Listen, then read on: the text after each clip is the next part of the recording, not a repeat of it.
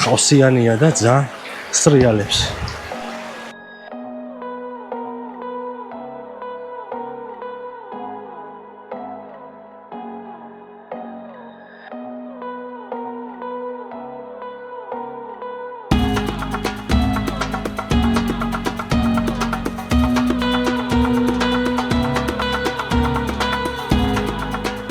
მოგესალმებით მეგობრებო, მე ვარ დავით ლაცაბიძე და ეს არის ჩემი მეექვსე ვიდეო. დღევანდელ ვიდეოში მინდა გესაუბროთ მეტად მნიშვნელოვან საკითხზე, როგორიც არის ტყეში დაკარგვა. შეიძლება ნებისმიერი ჩვენგანი აღმოჩნდეთ მსგავს სიტუაციაში, ამიტომ გვჭირდება ისეთი ხრიკები, რაც უნდა ვიცოდეთ. ეს ხრიკები დაგვეხმარება იმაში, რომ თუ დავიკარგეთ ტყეში, ადვილად გამოვაღწიოთ ტყიდან. უყურეთ ვიდეოს ბოლომდე, ძალიან საინტერესო ინფორმაციას მიიღებთ. ასევე გთხოვთ, რომ გამოიწეროთ არხი და დაალაიქოთ ვიდეო.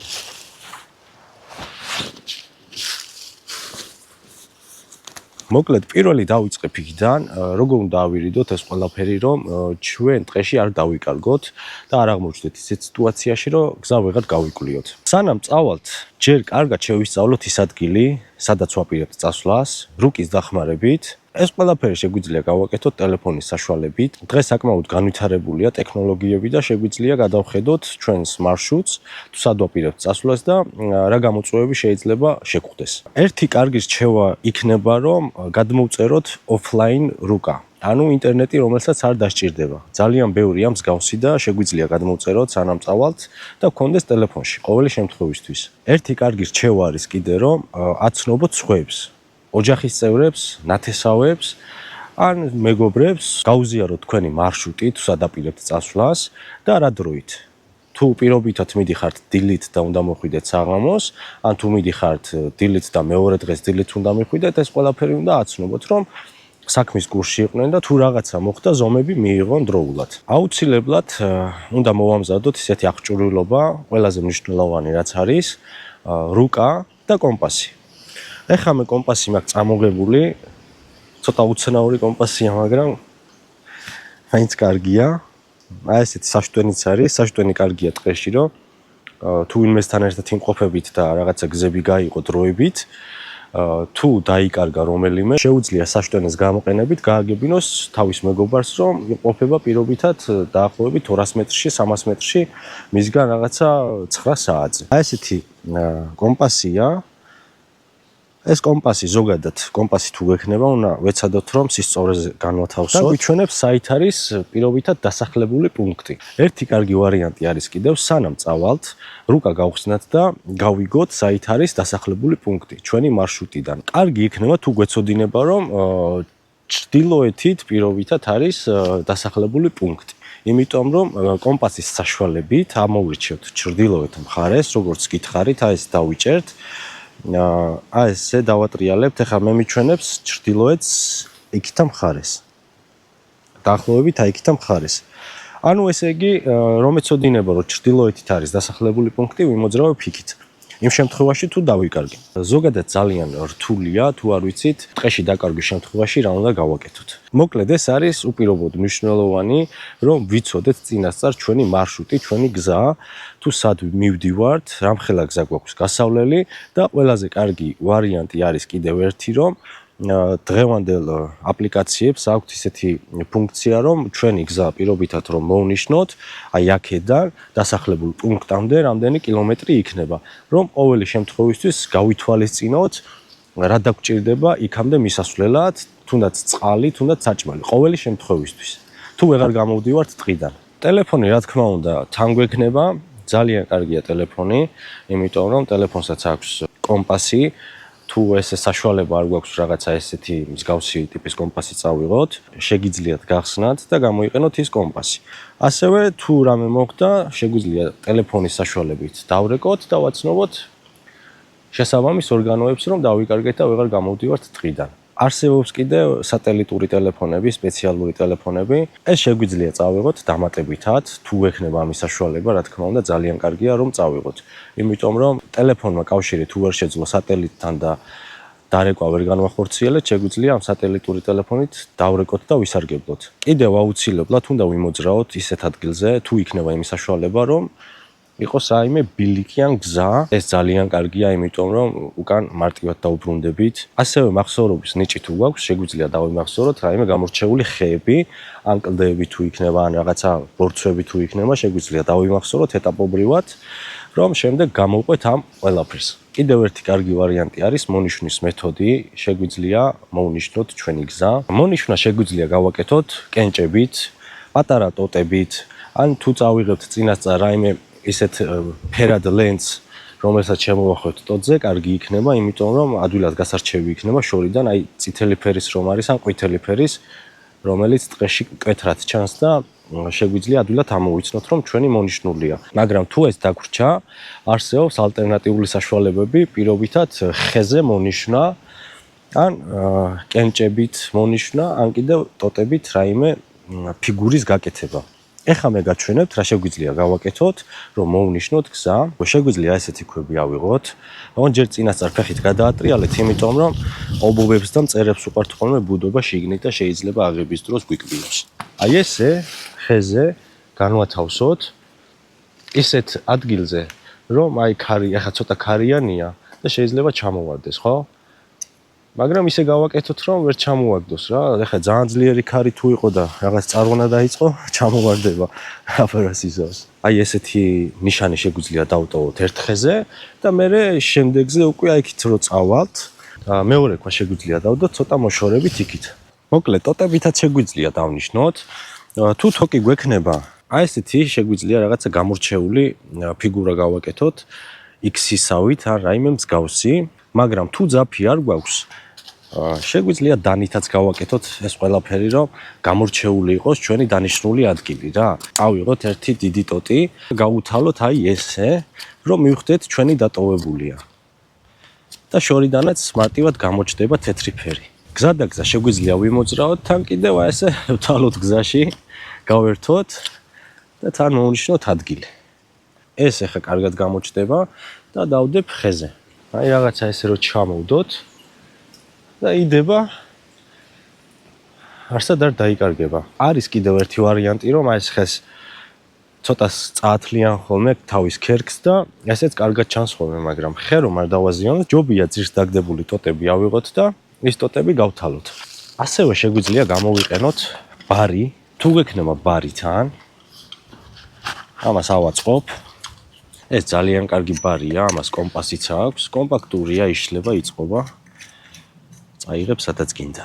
და აი ესე ადგილებში შეგვიძლია ცოტა თხრილები გავაკეთოთ რაღაცა. აი ესე. რომ მივხვდებით ჩვენი დანიშნულია ეს ადგილი. განა რამდენი ხანი უნდა ვიყოთ წასულები, რომ ეს დაიფაროს ფოთლებით. ამიტომ ესეც კარგი ვარიანტია. ერთი ბარის ჩარტყმა გავაკეთოთ ხოლმე და მოვინიშნოთ გზა. აგერ სტუმარი მომივიდა.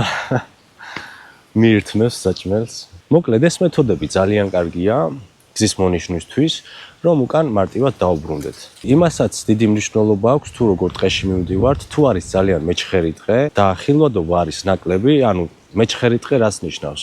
აი თუნდაც ახლა ბუჩქებით რო არის სავსე, ან ძალიან ბევრი ხეა, უმჯობესი იქნება თუ ახლო მოვნიშნავთ დაახლოებით 10-15 მეტრში რომ დავნიშნოთ. ხოლო თუ კარგი მხედველობაა და მეჩხერი ტყე არ არის ძალიან, შეგვიძლია ცოტა მოშორებით გავაკეთოთ. ეს წაგვართმევს უფრო ნაკლებ დროს. თუ ლაშქრობის დროს რადიკალურად შეიცვალა სიტუაცია, ანუ ამინდის პირობები, ესეც რა თქმა უნდა წინასწარ მაინც ჩავხედოთ ამინდს თუ როგორი ამინდი იქნება იმ დღეს, როდესაც ლაშქრობას გადავწყვიტავთ. თუ მოხდა ისე, რომ შეიცვალა ამინდი, წამოვიდა წვიმა ან თოვლი, ჯობია რომ გავჩერდეთ ერთ ადგილზე დროებით, ან საკვები მივირთვათ, ცეცხლი დავანთოთ და დავისვენოთ. ისეთ ადგილზე გავჩერდეთ, მე წინა ვიდეოში ამაზე რეკომენდაციები მაქვს. ისეთი ადგილი მონახეთ, რომ ნაკლებად მოხვდეთ წვიმის წვეთები, იმიტომ რომ თუ დავსველდით, ეს არის ძალიან ცუდი. ეს გამოიწვევს ჰიპოთერმიას, განსაკუთრებით თუ დაბალი ტემპერატურა იქნება. მე ჰიპოთერმიაზე ვიდეო მაქვს ჩაწერილი, შეგიძლიათ ნახოთ.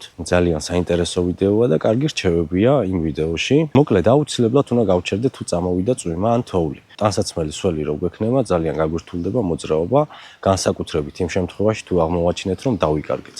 ახლა რა უნდა მოვიმოქმედოთ, თუ აღმოვაჩინეთ, რომ დავიკარგეთ და გზას ვეღარ ვიგნებთ ტყეში. ერთი პრინციპი არსებობს, ამას ქვია სტოპ პრინციპი.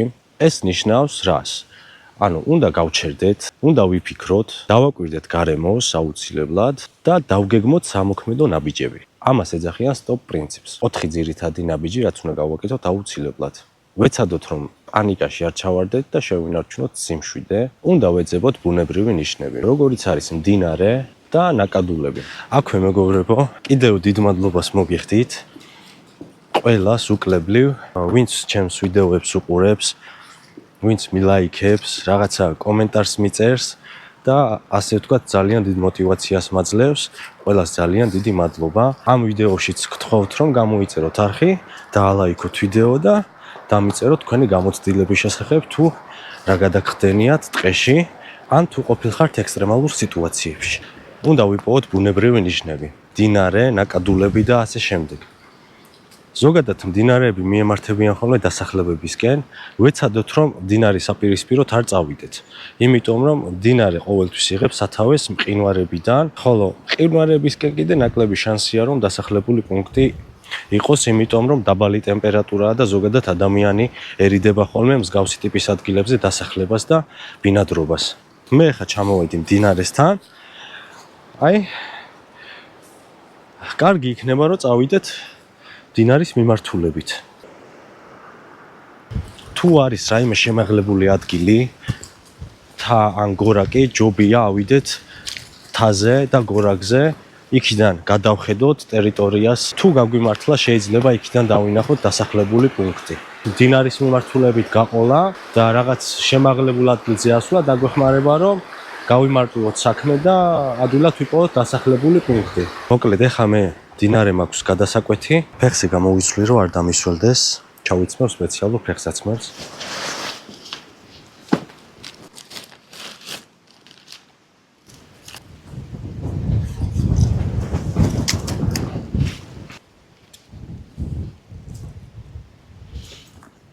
ეს შალი კარგია, მეგობრებო, სითბოს ინარჩუნებს ძალიან კარგად.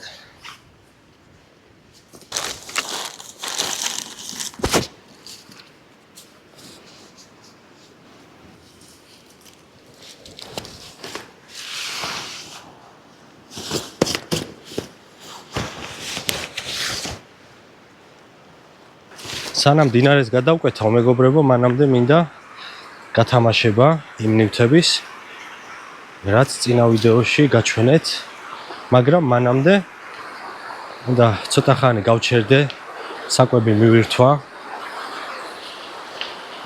და შემდეგ უკვე გადავალ გათამაშებაზე. საკვებს რაც შეეხება, თუ ესე ხშირი მოძრაობა გიწევთ, ჯობია ისეთი საკვები წაიღოთ, რომ უცებ ესე გაჩერდეთ და შეძლოთ მირთმევა. ასევე კიდევ მოძრაობის დროსაც რომ შეგეძლოთ სჭამა. მოკლედ, წამოღებული მაქვს ესეთი პაშტეტი. ძალიან გემრიელია. და ესეთი რაღაცა კონსერვები შეგვიძლია ვატაროთ თან ვიმოძრაოთ, თან მივირთვათ ხოლმე.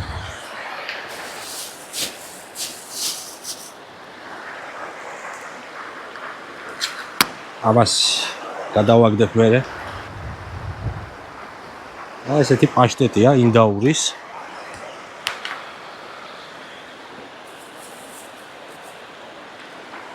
გადავუშვათ პურზე.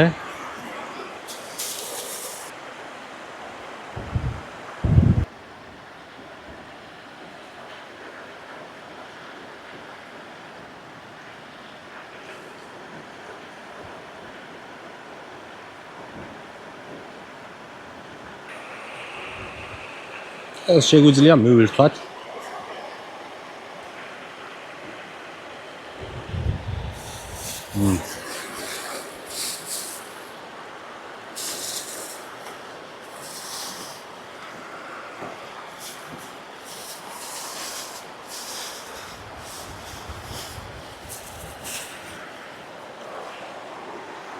გემრიელია. 2025 წელი დაგვიდგა. მინდა ყველას გისურვოთ ჯანმრთელობა პირველ რიგში. გისურვოთ ისეთი წელი გქონდეთ, როგორიც ჩაფიქრებული გაქვთ. ყველას, ვისაც რაიმე გასაჭირი თუ გაქვთ, ან რაღაცა გაუსაძლეს პირობებში ხართ, მინდა რომ დროულად ეს ყველაფერი დაძლიოთ და დაუბრუნდეთ ისეთი ცხოვრების სტილს, როგორიც გეკუთვნით ნამდვილად და როგორიც ეკუთვნის ყველა ადამიანს, რომ იცხოვროს ჯანმრთელად და იცხოვროს ბედნიერად. გისურვებთ, რა თქმა უნდა, პირველ რიგში ჯანმრთელობას და ყველაფერს კარგს. მოკლედ, გადავიდეთ უკვე გათამაშებაზე, მეგობრებო. სანამ დინარეზე გადავალ, როგორც იცით, წინა ვიდეოში ვათამაშებდი რაღაც საინტერესო ნივთებს. ახლა საიტის საშუალებით რენდომად გამოვავლენ ერთ-ერთ გამარჯვებულს. წინა ვიდეოში ვინც კომენტარი დამიწერა, იმ კომენტარიდან თვითონ რენდომად საიტი ამოარჩევს და იქნება გამარჯვებული. აქ YouTube-ის ვიდეოს ლინკს ჩაუგდებ და თვითონ ამოარჩევს კომენტარიდან ერთ-ერთ გამარჯვებულს. მოკლედ, ეხლა მე დავაკოპირებ და ჩავიგდებ. всё. ეგ არის.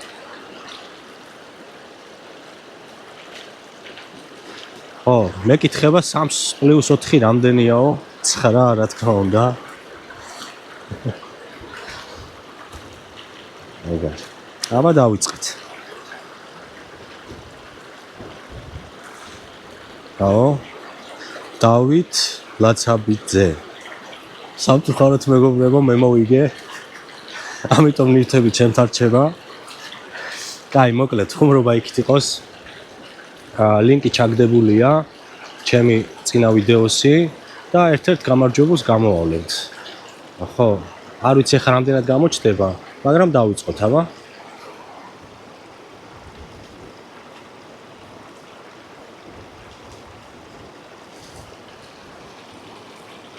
აკაკი კერესელიძე 57-58.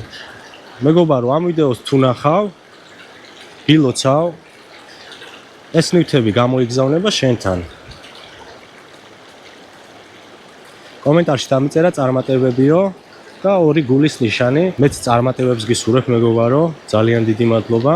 მოკლედ გილოცავ, ამ ნივთებს გამოგიგზავნი. ამ ვიდეოს აღწერაში იქნება ჩემი Instagram-ის ლინკი. გადმოდი ლინკზე, მომწერე და გამოგიგზავნი ნივთებს. გათამაშებები ამით ამთავრდება, მეგობრებო, მე კიდევ ძალიან საინტერესო ნივთებს გავათამაშებ. გული არ დაიწვიტოთ. მართლა ყველას ძალიან გაფასებთ, ყველანი მართლა რაღაცნაირად შემიყვარდით და აუცილებლად იქნება ეტაპობრივად გათამაშებები ძალიან საინტერესო ნივთების. ახლა წავედი, დინარე მაქვს გადასაკვეთი. შეიძლება ნებისმიერ დროს ფეხი ამიცურდეს.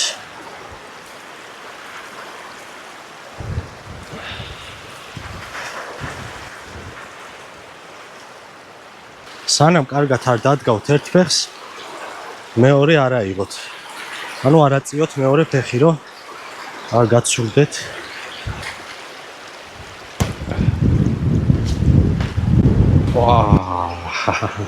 ხავსიანია და ძალიან სრიალებს. მაგრამ თითქმის გადავედი უკვე. თუ დავდე ისევ ლელო, წყალში მერე ნახეთ, მოაღწი. ერთი რჩევა კიდევ, აუცილებლად წაიღეთ ტკივილგამაყუჩებელი, იმიტომ რომ შეიძლება ტკივილი დაგვეწყოს ტყეში და კარგი იქნება, თუ გვექნება რაიმე ისეთი წამალი, რაც გაგვიყუჩებს ტკივილს. ასევე კარგია ტემპერატურის დამწევი, იმიტომ რომ თუ დავსვევდით, შეიძლება გავცივდეთ, ამიტომ ტემპერატურის დამწევიც კარგია, რომ რაღაცა გაუთვალისწინებელი არ მოხდეს. კიდევ კარგი იქნება თუ წაიღებთ ალერგიის საწინააღმდეგო წამალია, დექსამეტაზონი ქვია. ეს კარგი იქნება თუ რაიმე ალერგიული შეტევა დაგვემართა, თუნდაც ზოგს ბალახზე აქვს ალერგია, ზოგს ნაკბენზე. კაფსულებია სპეციალური. შეგვიძლია ეს კაფსულა ჩავაგდოთ, პატარა კაფსულა ჩვენს პირველადი დახმარების ჩანთაში და თუ რაიმე ალერგიული შეტევა მოგცა, ალერგიაზეც აუცილებლად ჩავწერ ვიდეოს, როგორ უნდა მივხვდეთ, რომ ალერგიული ფონი გვეწყება. ეს კაფსულა უნდა გავტეხოთ და ენის ქვეშ ჩავისხათ. ეს შეამცირებს ალერგიულ რეაქციას და შეიძლება საერთოდ მარტივად გაგვიაროს ყველანაირმა გვერდითმა ეფექტმა. ეხლა გეტყვით თუ რა ნივთები დაგჭირდება, როდესაც ალაშქროთ წავალთ. აუცილებლად დაგჭირდება რუკა და კომპასი, პირველადი დახმარების ჩანთა აუცილებლად, საკმარისი საჭმელი და წყალი, ცეცხლის მარტივად დასანთები ნივთები. მე ერთ-ერთ ვიდეოში გაჩვენებთ, როგორ დავამზადოთ მარტივად აალებადი, თუნდაც აი წვიმიანი ამინდირო იქნება, ან სველი იქნება შეშა. მარტივად რომ აალდეს. ძალიან კარგი რაღაცაა, მოკლედ ამას მე გაჩვენებთ ერთ-ერთ ვიდეოში, როგორ უნდა დავამზადოთ. პატარა, კომპაქტური, შეგვიძლია ჩანთაში ჩავაგდოთ და წავიღოთ. თუ გვექნება სანთებელა წავიღოთ, ან არის სპეციალური წინა ვიდეოებში გამოყენებულიც მაქვს მე. აი ესეთი რაღაცაა, ნაპერწკალს ყრის. დანის საშუალებით ამას მოყვება ხოლმე თავისი, მაგრამ დანითაც შეგვიძლია რომ აი ესე ცეცხლთან ნაპერწკლები გავაყრევინოთ და მარტივად დავანთოთ ცეცხლი. ასანთი რა თქმა უნდა გქონდეს, მაგრამ თუ სიცივეში მივდივართ, ზოგადად გაზი იყინება ხოლმე და ეს უფრო გამოსადეგია მაგ შემთხვევაში. კიდევ წავიღოთ ფანარი აუცილებლად. თუ მოხდა ისეთ შემთხვევა და დაგვაღამდა, ფანარი არის კრიტიკულად მნიშვნელოვანი. თუ გვექნება საშუალება, წყლის ფილტრები იყიდება სპეციალური, ეგეც თუ გვექნება, ჩავაგდოთ ჩანთაში და ეგეც წავიღოთ. თუ კრიტიკულ სიტუაციაში აღმოჩნდით და წყალი გამოგველია, ამ ფილტრის დახმარებით შეგვიძლია წყალი მარტივად გავფილტროთ და დავლიოთ. ამასაც მე გაჩვენებთ აუცილებლად, როგორ უნდა დავამზადოთ ტყის პირობებში წყლის ფილტრი, რომ გავფილტროთ წყალი და დავლიოთ. თუნდაც აი ესე მდინარიდან აღებული წყალი შეგვიძლია იმის საშუალებით გავფილტროთ და დავლიოთ. მოკლედ მე ამით დაგემშვიდობებით. ძალიან დიდი მადლობა ყურადღებისთვის. ასე თუ ისე საინტერესო ვიდეო გამოვიდა. თხოვნა მექნება რომ დაალაიქოთ ვიდეო, დამიწეროთ კომენტარი და რა თქმა უნდა არხი გამოიწეროთ რომ გავაგრძელო მე ვიდეოების ჩაწერა და შემოგთავაზოთ უფრო საინტერესო ვიდეოები. მე თითოეულ კომენტარს ვნახულობ, პასუხსაც ვაბრუნებ, რა თქმა უნდა, იმიტომ რომ ეს ჩემთვის არის ძალიან მნიშვნელოვანი თქვენი თითოეული კომენტარი და თქვენი ის გვერდში დგომა. მშვიდობიან მოგზაურობას გისურვებთ, ვიყავით მშვიდობით, ვიყავით ჯანმრთელად და წარმატებებს გისურვებთ. ნახვამდის.